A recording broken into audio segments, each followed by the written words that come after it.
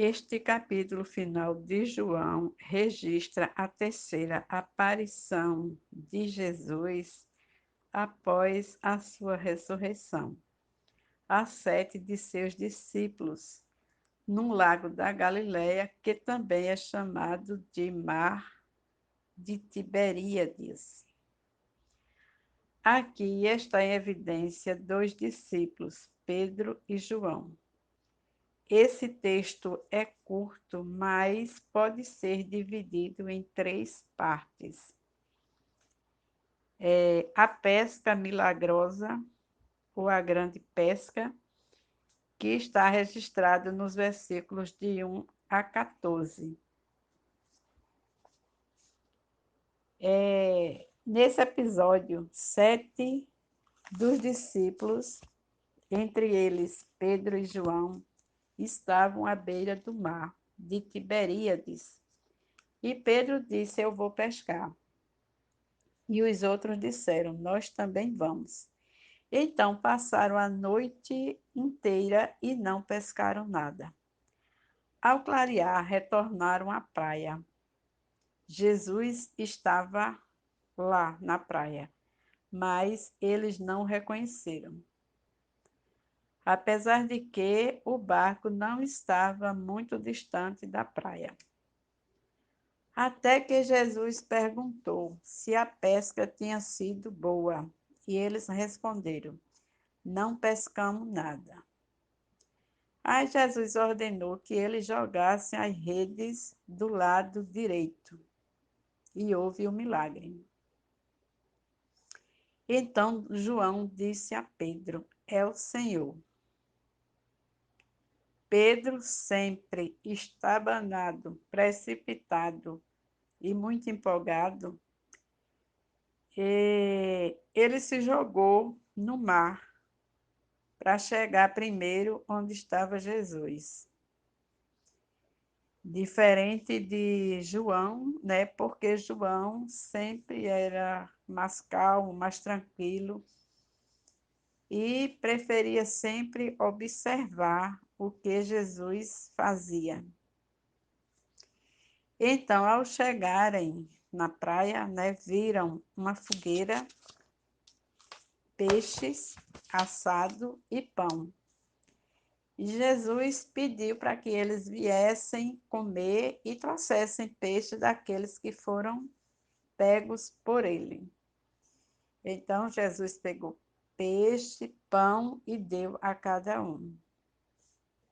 E aí todos, né, sentiram que realmente era o mestre que estava ali com eles. No versículo de 15 ao 19, um outro momento foi quando Jesus passou a interrogar Pedro. Quando interrogado 3 vezes por Jesus se Pedro o amava, e Pedro afirmou que sim por 2 vezes, e na terceira ele disse: Senhor, tu sabes todas as coisas. Aí Pedro ficou triste com a insistência de Jesus, pois também lembrou que havia por 3 vezes negado a Jesus. Aqui Jesus usa a expressão apacenta, lembrando a importância do pastor e das ovelhas no ministério pastoral na igreja, porque antes Jesus disse que eles seriam pescadores de homens. Nessa ocasião, Jesus também adverte Pedro para o que ele se preparasse, porque a partir dali ele não poderia mais fazer o que ele queria. Jesus estava referindo-se à perseguição que Pedro iria enfrentar e à forma como iria morrer, semelhante à sua morte. A Bíblia não relata como Pedro morreu, mas há relatos na história que Pedro morreu crucificado de cabeça para baixo, a seu pedido, pois não se achava digno de morrer como Jesus. Finalizando no versículo de 20 a 25, fala um pouco sobre Jesus e João. Pedro tinha um pouco de ciúme e inveja de João, aquele a quem Jesus amava. Quando Jesus disse a Pedro: "Venha comigo", ele perguntou: "E quanto a esse?", referindo-se a João. No versículo 22, Jesus diz: "Se eu quiser que ele permaneça até que eu venha, o que é que te importa? Siga-me." Isso foi entendido e espalhado entre eles que João não iria morrer.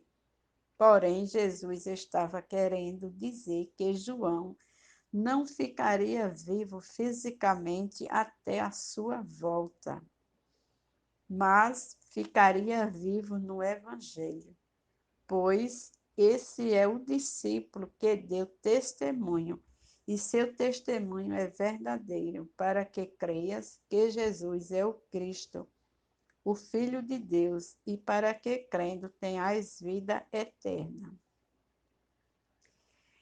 Então, irmãos, estamos concluindo o estudo do livro de João, e eu queria deixar uma pergunta para a sua reflexão.